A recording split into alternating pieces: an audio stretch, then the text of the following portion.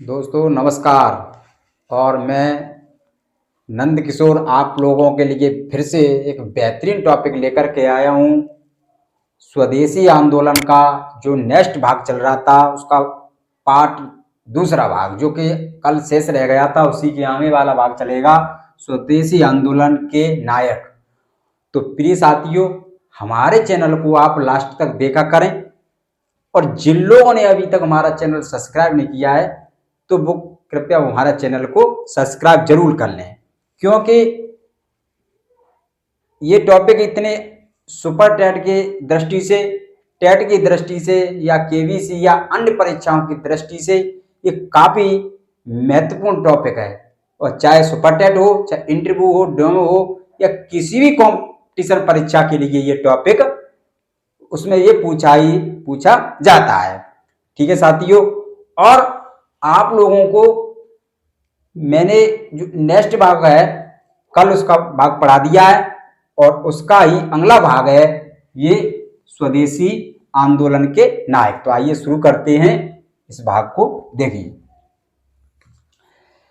स्वदेशी आंदोलन के जो नायक थे और ये स्वदेशी आंदोलन चल रहा था, ये जो बंगाल विभाजन, उस समय कौन थे? लॉर्ड कर्जन के समय में ये चल रहा था। वायसराय कौन थे? लॉर्ड कर्जन थे।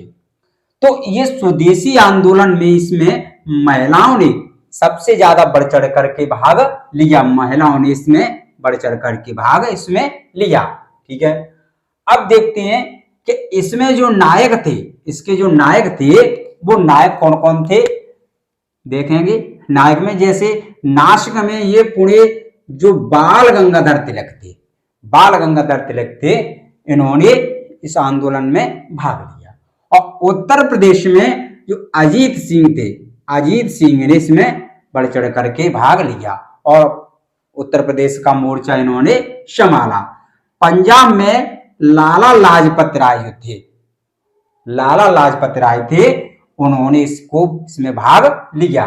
और दिल्ली में सैयद हैदर रजा ने इसमें भाग लिया। तो इस आंदोलन में इसको ये भी है कि लाल,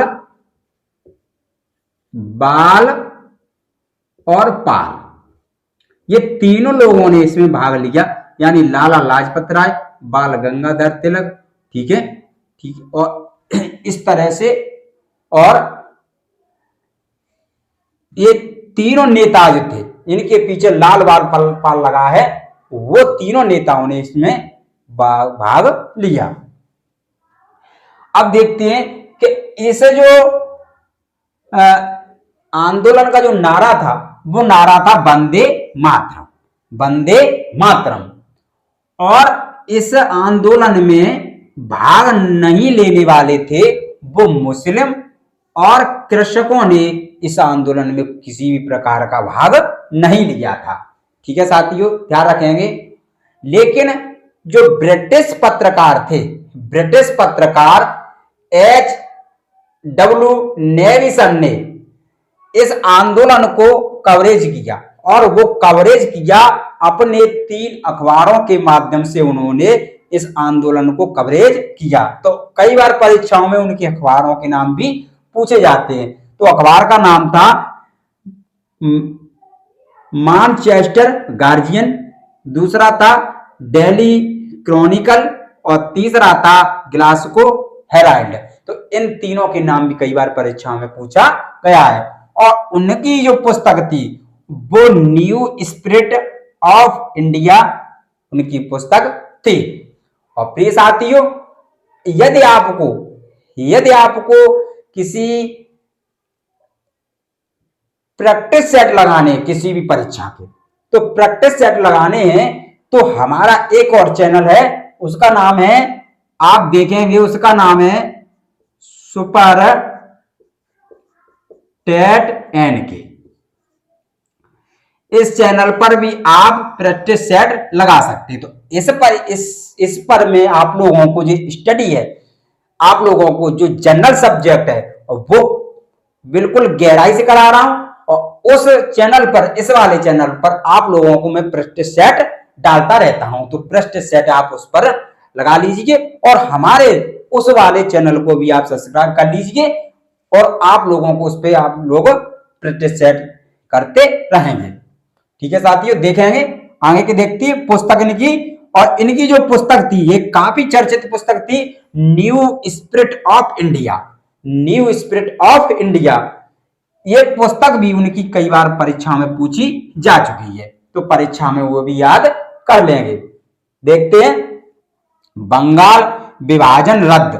लेकिन ये जो बंगाल विभाजन था वो 12 दिसंबर 1911 ईस्वी को जॉर्ज पंचम बमेरी ने क्या कर दिया, इसे रद्द कर दिया। ठीक है, इसको रद्द कर दिया।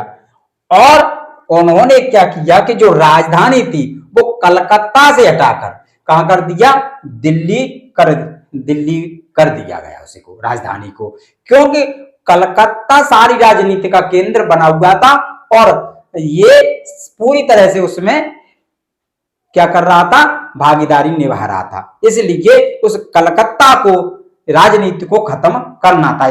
इसका बंगाल विभाजन का पूर्ण कारण कल मैं बता चुका हूं। ठीक है, फिर देखते हैं। और इसमें यह भी कहा गया कि उड़ीसा बिहार को बंगाल से अलग कर दिया गया 1911 ईस्वी में, और उसी समय पे असम को सिलहट के साथ मिला करके, असम को सिलहट से जोड़ करके या मिला करके एक नया प्रांत बनाया गया। ठीक है साथियों, नया प्रांत बनाया गया। तो इसमें जो भी भाग 1 और 2 जो भाग मैंने इसमें स्वदेशी आंदोलन साथियों कराए, तो परीक्षा की दृष्टि से ये काफी दोनों ही आप लोगों को भाग महत्वपूर्ण है। और इसी में से जो भी मेन पॉइंट होते हैं वो मैंने इसमें रखे हैं। ज्यादा इसमें मैंने कुछ नहीं जोड़ा है क्योंकि फिर वीडियो ज्यादा लंबा हो जाता है। तो प्रिय साथियों, आप इसका स्क्रीनशॉट ले लें और मैं आप लोगों को जो भी स्टडी करा रहा हूं वो परीक्षा की दृष्टि को देखते हुए ही मैं स्टडी करा रहा हूं साथियों, क्योंकि मैं इस स्टडी से मैं खुद गुजरा हूं, तो इस हिसाब से मैं अच्छे पॉइंटों को लेकर के चल रहा हूं। तो तब तक के लिए आप लोग खुश रहिए, अच्छे रहिए। थैंक यू, धन्यवाद। जय हिंद, जय भारत।